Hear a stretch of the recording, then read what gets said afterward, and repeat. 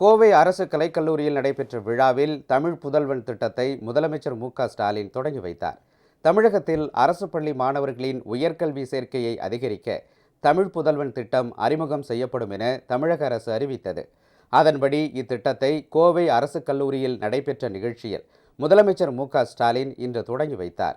அப்போது பேசிய அவர், இந்த திட்டம் மூலம் மாணவர்கள் பாடப்புத்தகங்கள், பொது அறிவு நூல்கள் மற்றும் இதழ்களை வாங்கி தங்கள் கல்வியை மெருகேற்றிட உதவும் வகையில் மாதந்தோறும் 1000 ரூபாய் அவர்களின் வங்கிக் கணக்கில் நேரடியாக செலுத்தப்படும் என்றார். மாதந்தோறும் 1000 ரூபாய் மாணவர்களோட வங்கி கணக்கில் நேரடியாக வரவு வைக்கப்படும். இதன் மூலமா நீங்க அடைகிற வளர்ச்சியை அடுத்தடுத்த ஆண்டுகளையும் நான் கவனமா கண்காணிப்பேன்.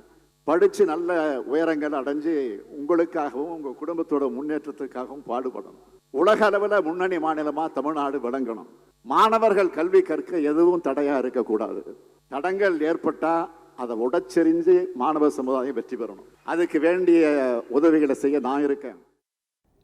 இந்த திட்டம் மூலம் அரசு மற்றும் அரசு உதவி பெறும் பள்ளிகளில் தமிழ் வழியில் படித்து 12ஆம் வகுப்பில் தேர்ச்சி பெற்று கல்லூரிகளில் சேரும் 3.28 லட்சம் மாணவர்கள் மாதம் 1000 ரூபாய் பெறுவார்கள் என்றும் இதற்காக 360 கோடி ரூபாய் அனுமதிக்கப்பட்டுள்ளதாகவும் அவர் தெரிவித்தார்.